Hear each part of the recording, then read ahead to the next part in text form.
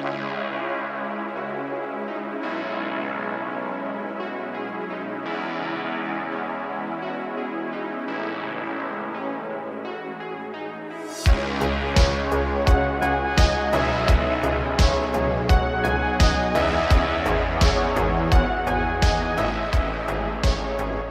to you from 4,200 feet in the hills of Oregon, it's the voice of Chi-Town, the reddest beard in the high desert, your host of the M.O.A. broadcast, Sam Wilson.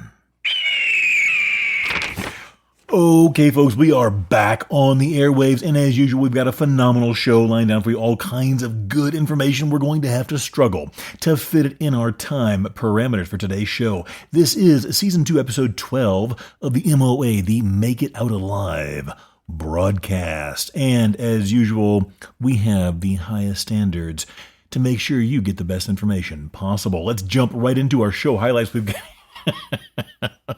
got some good stuff today.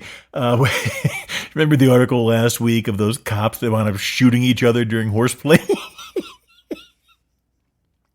Well, the Pasadena 911 cops go new boot goofing all over again. Part 2. If you've never seen the show Reno 911, it's a hilarious parody of cops and cop shows.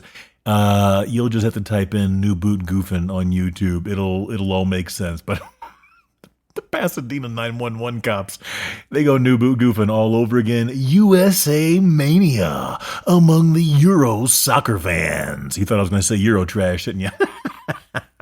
Guys, this is crazy. If you have social media, for those of you that don't know, the U.S. is hosting the World Cup. I believe is the official name. World Cup. FIFA is the organization that puts it on. I don't know really anything about soccer. I haven't played soccer since like 8th grade.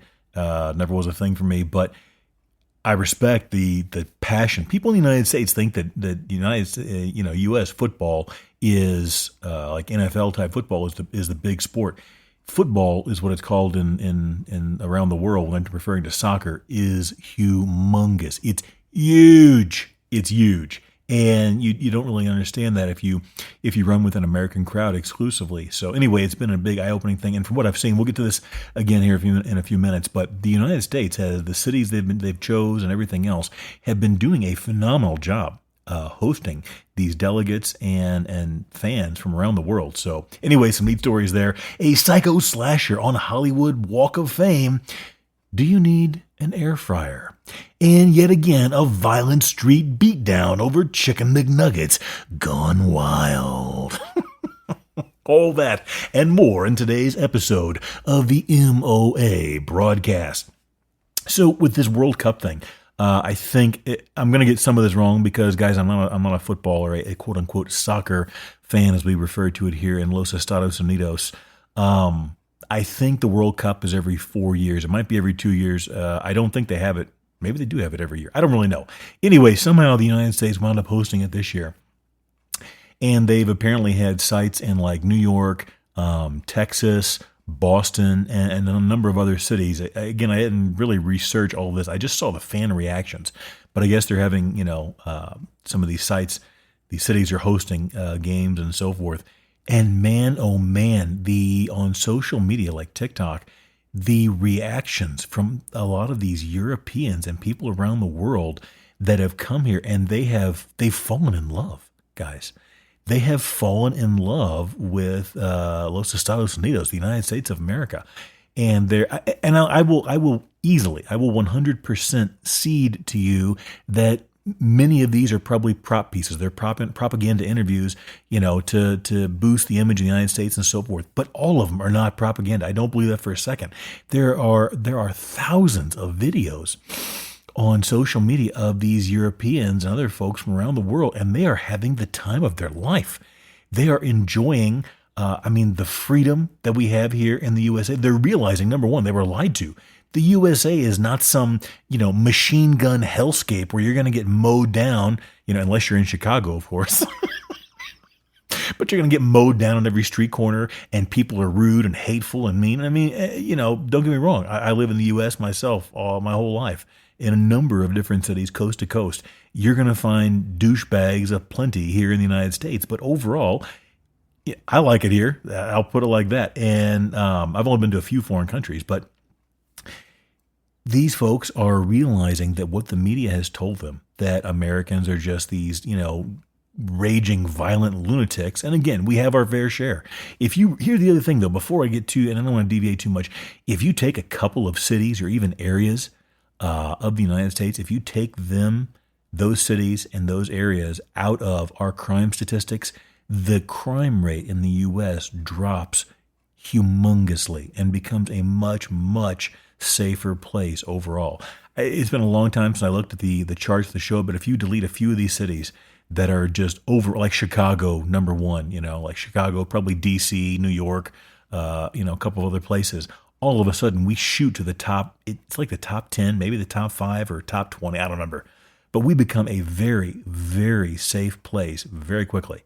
So anyway, there is that, but the media has told these people that it's just this horrible place, and there's people are loving it. They're giving interviews when they're here. They're having a blast. They've bonded with their American hosts. They're going out drinking and partying and having a good time, eating good food. They love ranch dressing, firearms, big trucks, fast food. I mean, you name it, they are experiencing the full, plethora of American amenities and things to enjoy here, and they're liking it. And one of the crazy things is a lot of these countries in Europe, they have a very low rate. I should have taken the time to look it up, but I've had a lot going on the last week or two here, and I put a lot of show prep in, but I didn't get a chance to do everything that I wanted. But there's a very low rate of air conditioning units over in Europe, apparently.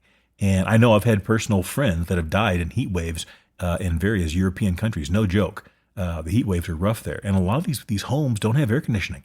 And these folks that have come from Europe, they're eating our Big Macs and our ranch dressing and Buc-ee's and Chick-fil-A and Texas Roadhouse. And they are having a blast, going out and enjoying the heat and the sunshine and everything else, and then going inside of a nice air-conditioned restaurant or an air-conditioned home, and just they feel great. They're having beers and the whole thing. They're having a great time, and I tell you, it's kind of contagious. I felt really good for them. I'm not I'm not an emotionally involved person in the situation, but it did bring a smile to my face seeing all these people that are like, you could tell that, again, even if I 100% cede you, if I grant you that a lot of these or a number of these social media accounts are propaganda and influencers, some of them are real, and you can tell some of these people are genuinely having a blast. They did tons of interviews with I don't want to go back, and some people have said they're not going back. Now, whether or not they do that or not, I have no idea if they follow through, but they are having a good time eating our chicken. I mean, I love fried chicken. And they had videos of them in Chick-fil-A, Popeyes, and other places. What's the one I haven't tried is Cane's. I don't know. I have no idea if it's good or not. You see a lot of videos for them on social media, and some people say, "Oh, it's not that big of a deal. It's just regular fried chicken." Some people say it's greatest, but they're in all these different places and they're eating this, and especially the ranch. It was so much that I don't know. I didn't have time to research and see if it was an actual. A legitimate warning by the TSA or not, but they were warning these Europeans going back home about how much ranch dressing they could take with them back to Europe, because what a signature American product, right? Ranch dressing. And they interviewed a number of people, and like, yeah, when you go to our grocery stores over here, there's like 1 or 2 different types of ranch, and they're like either disgusting or what, I don't know. I've never bought ranch dressing in France, so I don't really know what it's like. But they were loving this ranch dressing. There were videos of them squirting it straight down their mouth. They're having a good time, obviously. There's some humor involved, but so they are just loving it. And a lot of the men they've interviewed, they're like, we can actually own firearms here to protect our families and to do essentially whatever we want. We don't have to drive these tiny little, mini diesel cars. We can have big jacked up Ford trucks and all. I mean, it's hilarious because it's just like this awakening, and they are having a blast with it. So I'm happy for them. Hope they have a good time, and hopefully they all make it home safe. But it looks like a good time. A lot of sunshine, too. A lot of these folks were sunburnt. So make sure you're careful out there, folks. One other thing before I get into the episode, too, I wanted to hang on, let me get a quick sip here. while I was doing show prep the other day, going through all these articles, and you never know what's going to pop up on your different feeds on social media. And one of the things that popped up was an old newspaper article talking about Batman '89. Batman '89 is, of course, the first Michael Keaton, Tim Burton Batman film in 1989. That's just referred to colloquially as Batman '89. It was an article that was written before the film was released. And again, if you were alive during that time, everybody and their brother was talking about what a horrible, absolutely horrible choice Michael Keaton was going to be as Batman. And I mean, everybody that I knew, and I thought the same thing, is that this is Mr. Mom.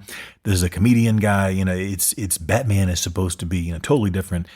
And all of us could not have been more wrong, right? If you've seen Batman '89, which I would imagine by this point, everybody has, it was unbelievable. It completely reimagined the nature, the essence of what Batman was on a film. Prior to that, I don't know, I think there was some kind of an effort in between, a film or a show or something in between. But prior to Batman '89, the next best thing we had, or the prior thing to that, was the Adam West Batman films, or I guess they had some films too, but the TV show and then TV movies or whatever. Anyway, it was very campy, and I mean, those guys knew what they were doing. They were being tongue-in-cheek. They were having a good time with it. It wasn't like they were unaware. If you've ever seen interviews of Adam West, the guy he's a natural comedian. He's got a funny side to him, and he clearly was in on the joke. I think that a lot of people somehow got disconnected from that and thought that they were being totally serious. But anyway, I digress here. Michael Keaton and Tim Burton and Jack Nicholson and so forth, they completely revolutionized what Batman was and the superhero film genre in general. Superman, which had been filmed and released about a decade, give or take, prior to that, had been a worldwide smash. And they had the tagline, "You'll believe a man can fly." And if you saw that movie, especially before you saw things with CGI and all the modern stuff, you believed that he could fly, because Christopher Reeve, he had a background in flying or piloting gliders, and he applied that knowledge, to being when he was on the wires and so forth. It was unreal. When you first see that movie, especially pre-CGI, where essentially anything is possible, that Superman, especially 1 and 2, 3 and 4, 4 was a complete stinker and a dud. 3 at least had a few redeeming moments. You had Richard Pryor. It was an interesting film. But regardless, Superman completely, blew the doors off. It was a huge success. And then it was followed up in '89 by Batman, which completely took it in a different direction. Batman was now, instead of being funny and campy, and even like a bright superhero like Superman, he was dark and he was dangerous. He didn't have the no-kill rule. He essentially had no rules other than to win. And it was amazing. So then we had a slew of that. I'm only going to mention briefly, because I owe Ben Affleck an apology here. Not that he knows who I am, obviously, but there were several Batmen that followed. I won't even mention the other two in between, Michael Keaton and Christian Bale. Those movies were bombs, in my opinion, and I know one of them was at least kind of semi-decent, depending on who you talk to, but especially the one with the guy from ER. I won't even say his name. And I don't think it was entirely his fault. That movie was just absolutely horrible. But anyways, Christian Bale, in my opinion, the Bale and Nolan trilogy was probably the best overall as far as being the most realistic. And this was a situation where you could imagine Batman actually existing in this world. And that was the point. People talked about, he wasn't as good of a fighter as this, and this and that. The whole point of the Bale/Nolan trilogy was it was supposed to be at least as grounded in reality as possible for what it was. Okay. Now, if you're not willing to suspend your disbelief and enjoy the films, then that's fine. But that was kind of the point. Then we had Batfleck, which was Ben Affleck as Batman, went totally in the other direction. This was a beefy, bulked up, armored Batman that was a phenomenal hand-to-hand combatant. He knew how to get in there and get down. And there are 1 or 2 action sequences in particular, especially the warehouse fight in, I think it was the Batman v Superman film, which was kind of a mess. We won't get into that, but the Lex Luthor, in my opinion, was absolutely horrible. But the Batfleck, he did a great job. Ben Affleck, I thought was going to be way worse than like the Michael Keaton thing was going to be, and Ben Affleck was amazing.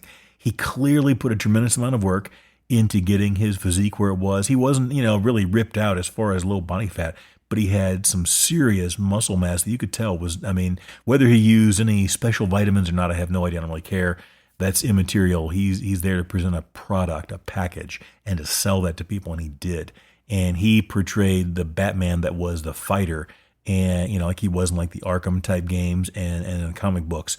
I will say you got to give the guy credit because that suit looked extremely uncomfortable. It was bulky. I don't even know how he moved in that thing, and he did some really, really good fight scenes in that film. Extremely unrealistic, but that's okay. Again, you suspend that disbelief. His Batman was about fighting more. Bale's Batman was a little bit more about being a detective and so forth. And then you had the newest film, and where are we at on time here? I've probably already blown. Yeah, I'm rocking and rolling through time. We'll probably have to cut this episode in half and do the second half later. We had the newest one, and I should have, where is it at? Pattinson. I don't recall his first name. No disrespect to that dude. I've never seen anything else that he's been in because I don't watch a lot of modern movies. He was in the vampire thing, that teenage vampire movie or series. Never seen it, never going to. Again, no disrespect. He definitely came from a different direction. He wasn't in nearly as good a physical condition, it looked like, as either Bale or Affleck. And in fairness, Batman doesn't always have to be the most ripped out guy. You would think he would be in great shape, but I think in all fairness, I remember reading or seeing in an interview with Michael Keaton that he didn't even work out for Batman. He knew he had the suit to give him the muscle, so whatever.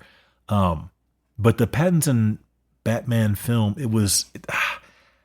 I want to go watch it a second time to see, give it a fair shake. It had some really redeeming moments, and he had a really cool. They had this really cool feature where he had detail where he had these contact lenses that were basically like a body cam. It recorded everything that he saw, and when he went back to his his lair, his bat cave, whatever, he could put the contact lenses into the dock, or I don't know what in the world you call it. I'm not a tech guy. And then he could view everything that he saw, which is always something that I thought Batman would have, is some type of recording device, because he would see and encounter so many things that even with a phenomenal memory, he would want to have the detail that would come with complete recall and playback. And they had that, which I thought was a really cool thing. The Batmobile was kind of like a souped-up hot rod, homemade thing. It didn't have nearly the armor or the armament that some of the other Batmobiles had. But it was I tell you what, the guy that played Penguin, he's the Irishman guy. What is Colin Farrell, I believe. He did a phenomenal job, man. That guy, I tell you what, I really thought he was going to be a super douche when I first saw him kind of making it big. And again, not that my opinion matters, but he just came across as super cocky, super douchey. You never know how much these people are told to act that way to make a splash, and you never know how much is their real personality. So you got to cut them some slack. But man, that guy has really taken some meaty roles and developed them and fleshed them out phenomenally. He played some type of like a variation of the Penguin, and man, he stole every second of film that he was on. And that's not disrespect or slight to Pattinson at all, but his Penguin was, it was slick. I really enjoyed his scenes 100%. So I'll have to give the movie a rewatch. I don't think that his Batman really holds a candle to. It wasn't bad or subpar, but it's not on the same level as Bale and Batfleck. But it wasn't bad at all. It definitely wasn't bad. It was just a very different take. It was younger, and I've aged out, I guess, of some of these perspectives. I can't possibly imagine what a 20 or 25-year-old finds entertaining now. So they had to cater to the newer audience. I get that. They want to make sure they have, continued fans for the Batman franchise moving into the future. But I got to say, Batfleck, really, you have my apologies, Mr. Affleck. I thought you were going to tank it, and he was a phenomenal Bruce Wayne, too. He was, half drunk, douchey, and arrogant, and everything you would expect of the role he was being when he was playing Wayne, disaffected and all this other stuff. And he was, you could clearly see he was putting it all on. It was great. He did a really good job. And then he was just an angry, savage Batman. So anyway, there we go. We have got to move on. Let me get a quick sip here as we get prepared to head into Pasadena 911.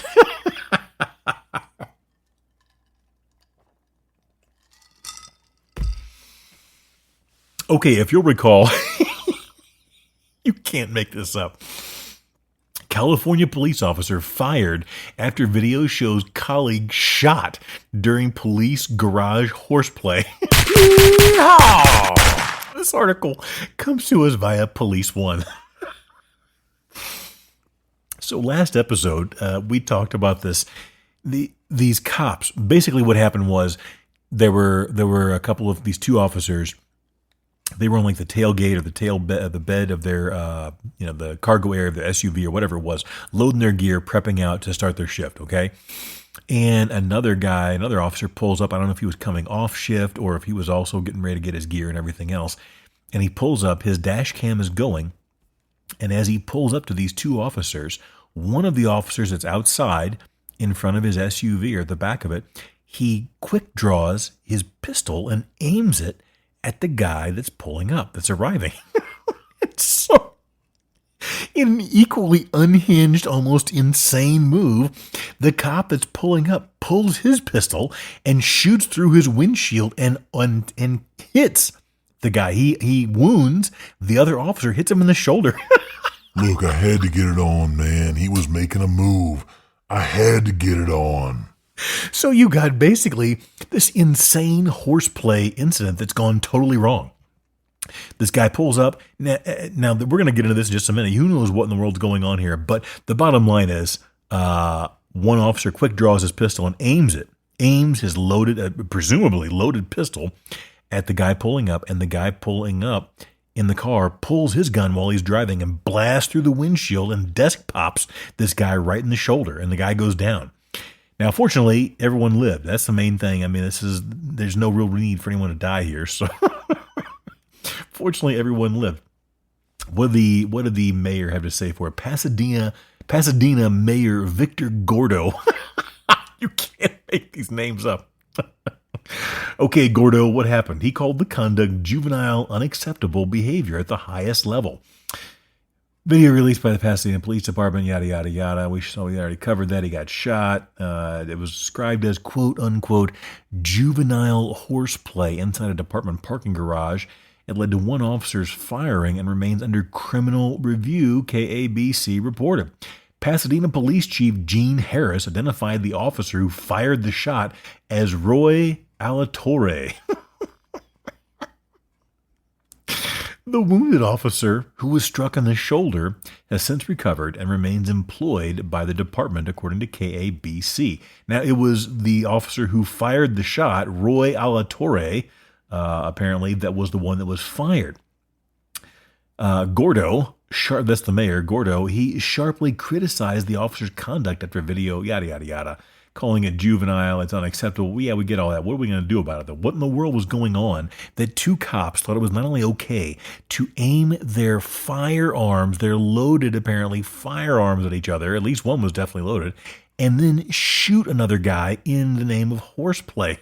The video shows one officer drawing his weapon and pointing it at another officer who was seated inside a patrol vehicle before reholstering it. Police said the officer inside the vehicle also drew his weapon, which discharged. I think that means he squeezed the trigger and fired it, but whatever. I won't interpret what the article says. Discharged, sending a round through the windshield and striking the other officer. This guy's probably got permanent hearing damage on top of it all. If you've ever fired a firearm, inside of an enclosed space like that, trust me, it is extremely loud, and there's nowhere for the noise to escape to. Even if the windows are down, I'll guarantee you that guy suffered at least some serious temporary hearing damage and probably some long-term hearing issues as well. They go on to condemn it, this, that, and the other. Now, here's the thing. Let's finish it here. Blah, blah, blah. Horseplay and or failure to adhere to safety rules and standards will not be tolerated. Yada, yada, yada. Harris said the investigation remains ongoing and cited that as the reason the video was not released sooner. The criminal investigation has been forwarded to the district attorney's office for review, according to Gordo. Now, here is where, in a shocking twist, speaking for myself alone, I wonder, how do we fire one guy and not the other? Now, obviously, the guy that actually fired his weapon and shot a fellow cop, a coworker, Clearly that's the more egregious offense. But I mean, if we look at this in the strictest sense, that guy, if we're going to be completely fair about this, what if him and this other cop can't stand each other? Okay, what if they're both involved in a relationship with the same woman or man or whatever in the world? I have no idea what their deal is. And I'm not saying any of this is true, but what if they had a history between each other or with each other, and the cop that was pulling up genuinely had no idea whether or not this cop was serious or not, and maybe he just thought he completely flipped his lid and was gunning for him? I think there's a strong case to be made for this guy, this officer that got fired. Again, he was terminated because he shot somebody at work, okay? But we don't know what in the world's going on there. There could have been a lot of history. I think at the very least, that guy has probably got an excellent case to explore a lawsuit. And I'm sure they have unions and lawyers and everything involved. They're looking at all of that. But that's not, to me, as cut and dried as it might be. What if him and that guy had some serious beef or serious history, and he's like, or even if he just makes it up, and I'm not saying he would never do that, I'm sure, but even if he just said that, that's going to trigger a few things that have to be investigated. Because when somebody points a gun at you, look at it like this: if we're on the street and and the cops approach you or they walk up to you and you pull a pistol, whether you fire it or not, if you quick draw McGraw a pistol and point it at a police officer in America, what's going to happen? Chances are you're going to go down in a hail of bullets, and there's an excellent chance they're going to reload and keep firing, right? We've seen this happen more than once. We've seen cops in America do a mag dump, empty their entire magazine practically on an acorn that fell on top of a patrol vehicle that they thought was a gunshot. So if you actually pull your firearm and aim it at a cop, it's objectively not the most insane thing in the world for him to pull his pistol and then open fire. Now, am I saying it was good? Absolutely not. The whole thing is absolutely stupid at the highest level.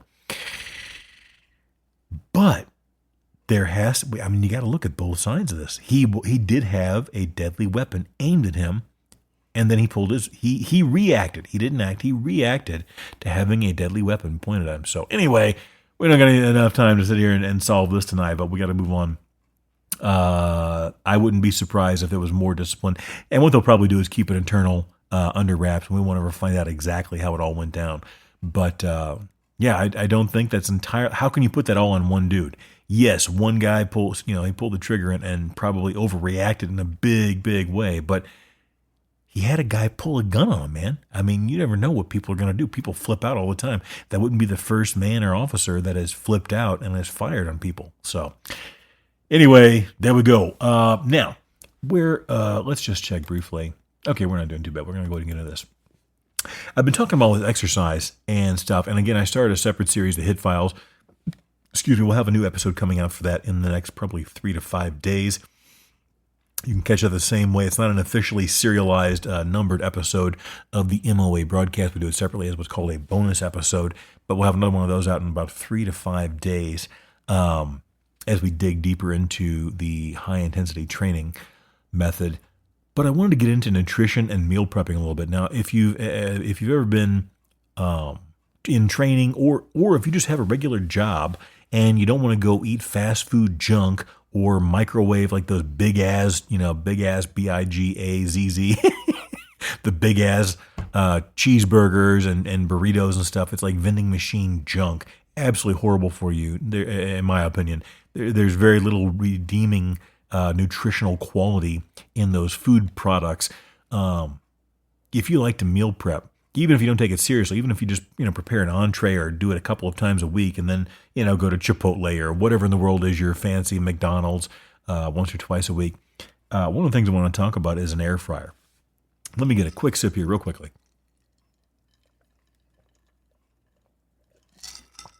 Okay, so if you're not familiar, an air fryer is in some ways very similar to a convection oven. You're going to have a heating element, and then you have a fan that blows that hot air and recirculates it around the food, beneath and below it and on top of it and so forth. What it really does is essentially it speeds up the cooking process, and it also gives you because a smaller heat chamber gives you a very even, thorough cooking, and makes it easy to even defrost and cook frozen food quickly and efficiently. So I've had an air fryer. This is not a commercial. Don't worry, we're not getting ready to sell you something. I've had an air fryer for a while now. I love it because whenever you're cooking like chicken quarters or chicken breast, I prefer chicken quarters. Chicken breasts are, in my opinion, they're more trouble than they're worth in general, especially if you're going to reheat it for work or during the day, the next day or whenever. Because if you butterfly them, that's fine. It's basically split it in half and leave the two halves still attached. It's a little better, but chicken breasts in general, especially if they're the big thick ones, it becomes more trouble than it's worth to get them cooked to a safe temperature and also keep them as juicy as possible, particularly whenever you're going to reheat them, a day or two later in a microwave somewhere or whatever else. If you're going to eat it right then, it's a lot easier to deal with. Or if you butterfly them and make it thinner so that it cooks more evenly, it's fine, so on and so forth. In a lot of cases, though, I'll simply choose chicken quarters with the skin on, which gives you, the extra fat. And I've talked about this before. One of the things that I follow, I don't know if you call it a diet, maybe not a diet insofar as caloric restriction, but a diet as far as food guidelines. I tend to eat typically very low carb. Again, whether you call it keto or whether you call it carnivore, I don't really ascribe to any of that. I just know what I've been doing for the last 25 to 30 years. In general, I try and keep my carbs pretty low. For me, pretty low means typically between 15 to 20 grams of carbohydrates a day. I feel really good, clean, and sharp on that. And it's not really for weight loss. It's just I feel good that way. And I have meals that are, that I have planned down to the last calorie that work very, very well for me as far as satiety or satiety, depending how you want to pronounce it. And that's one of the things that chicken quarters or chicken thighs with the skin on, they help with, is that feeling of satiety or satiety, depending again how you want to pronounce that, that are easier and more, they're juicier and so forth to both cook and reheat. And the air fryer simply makes it good. So if you're not familiar, I got to put a pin in this so we can keep moving here. But an air fryer, basically, if you're the traditional way to cook chicken pieces of any sort, whether it's thighs, drumsticks, wings, breasts, whatever, you're going to go ahead and preheat your oven to 400 degrees. Get a cookie sheet out there, a baking pan. You're going to put aluminum foil or whatever on there, and then the oil and yada yada yada. Takes 15 minutes to preheat it, and then it's between 30 and 40 minutes to cook it, and so on. If you have an air fryer, you can throw in 2 or 3 frozen pieces of chicken, hit the program for chicken, and in about 18 to 25 minutes, it's done, and it's extremely juicy, and it's very, very well. It tastes great. And a lot of these air fryers will even have a button that where for the last 2 or 3 minutes, it'll turn it almost like a broil mode, and it will, if you put a little bit of oil on the chicken, even if it's skinless, it will kind of it'll sear it, and you'll have almost like a crust, a seared skin crust on the outside, and it gives it a somewhat proximal flavor to a distant relative of like fried chicken. It's very good. So there you go. If you're into meal prepping, and the advantage of this is you can go in there, and while you're making your regular dinner or doing, listening to some music in your house, whatever else, you can throw in a couple of chicken quarters, a couple of chicken thighs, or what really works well is chicken tenderloins. They're small enough to cook quickly, evenly, and efficiently, and retain their juices and so forth without getting dried out. But they have a great ratio, just like the chicken breasts, of grams of protein, low fat, very low calorie. They're an extremely efficient way to get grams of protein and calories to your body without all the fat and everything else. So air fryer is great for that. And they also make they do an amazing job on various different egg dishes. But we'll get into that another time. In fact, we're going to do a whole series on some recipes and so forth. Okay, where are we at? Let's jump in. Oh man, this is a good story. If you'll recall, almost a year, in fact, it may be over a year ago now. Do you recall we talked about on this show, the federal judge, Hannah Dugan, she was a state judge. I don't know, whatever she was. She was a judge though in Wisconsin, I want to say. Yeah, Milwaukee County Circuit Judge, Hannah Dugan. This was the gal that when ICE showed up to get this illegal, whatever he was, illegal immigrant dude, whatever, she allegedly basically showed him out the side door and allegedly helped him to escape, according to court documents, which was pointless because the guy was caught like 3.5 minutes later by ICE. This gal is in a heap of trouble. Let's get into the article and we'll keep moving. Former Milwaukee County Circuit Judge Hannah Dugan was denied her last-ditch effort to toss her conviction on obstruction charges for helping an illegal immigrant evade arrest on Tuesday.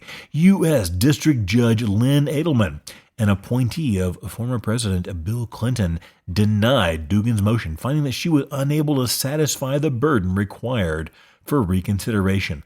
Long story short, Dugan, the former judge, was convicted by a federal jury for obstructing a pending proceeding when she helped Eduardo Flores Ruiz, an illegal immigrant who appeared in April 2025 before her court, and his lawyer exit her courtroom via a side door after federal immigration officers appeared at the courthouse to arrest him. This article comes to us via MSN.com. Basically, what happened is the judge explained in Tuesday's ruling, the appeals court ruling that Dugan tried to use to justify tossing out her conviction involved a different factual context and does not provide persuasive justification for excluding the ICE proceeding at issue in this case from the definition of a pending proceeding. Blah, blah, blah. She's cooked, man. This gal is probably in trouble. Now, she's probably not going to prison. Where is the minimum punishment that's going to happen? Because I doubt she's going to face the maximum, right? Let's just be honest. The way the justice system works in America is not even a dream of a word compared to how it actually works. The former state judge had been set to be sentenced on June 3rd, but that hearing was postponed by Edelman pending the resolution of the motion to toss out the conviction. So after she got convicted, the judge, Dugan, she tried to get the conviction overturned and tossed out. That didn't work. With Edelman denying Dugan's motion to dismiss on Tuesday, sentencing will likely be rescheduled in the coming weeks. Her conviction carries a maximum penalty of 5 years in prison, but because she has no prior criminal record and she was a judge, she was in the inner circle, the club, if you will, she's unlikely to get close to the maximum sentence. Her lawyers have said they plan to appeal the conviction to the U.S. Court of Appeals for the 7th Circuit. It's on video, man. I don't know what we're all going to appeal and talk about, but if you go back, you can find the video of her allegedly doing all these things. So I don't know what they're going to do. It's going to be interesting. Best of luck, lady. A judge. And you know, this is the interesting thing. How much time do we have? Where are we at on the thing? I got a second, and then we'll wrap this up. When I see all these Europeans and these people, and we're not even going to be patriotic, we're just going to be a sane, logical, normal kind of person for the purpose of this conversation. All of these Europeans are coming here and they are having a blast. They are praising their American counterparts, the people they're interacting with, the stores, the restaurants, everything else, despite the fact they don't really care for tipping culture, which I don't blame them at all. They're being, from what I've seen, extremely respectful. And I'm sure there are cases of whatever going on, but they've been extremely respectful from what I've seen. Now, when you counter that with these people that are allegedly, according to reports, vandalizing this reflecting pool at the monument in Washington that Trump remodeled, guys, I don't really care if you love him, hate him. We're not pro anybody or whatever here on this show. But the people that are vandalizing, allegedly, if it's true, and it appears to be, if they're vandalizing this pool just because they hate Trump, do you realize how insane that is? You're vandalizing a monument in your own country because you dislike the guy who had it remodeled and updated. I mean, and this is similar to what happened with this Dugan lady, in my opinion, from what I saw. Allegedly, if she did all these things, she would appear, according to reports, she didn't like the way this immigration policy was being applied, or the way this illegal immigrant was going to be taken into custody, or whatever in the world her problem was. Whatever her malfunction allegedly was, it translated into, according to the video and court documents, her allegedly helping this illegal and his lawyer circumvent, or circumvent, if as Job would say. If you get that joke, let me know. info@gearconvoy.com. The ICE and immigration officers, I mean, this is crazy. What is wrong with people? What in the world makes you think it's okay to go out there and commit crimes because you don't like some dude who's in charge of things? I don't understand how people have allowed themselves to get this deranged because they dislike one guy who is, in a lot of these things that are happening are very legal.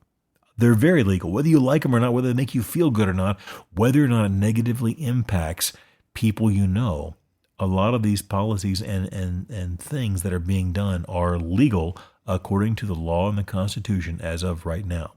Now, if you don't like the law and the Constitution, then by all means go out and do something and change it, yada, yada, yada. But we don't just get to decide on a whimsy what we choose to agree and support as lawful when these things are ratified in the Constitution of the United States of America. So there you go.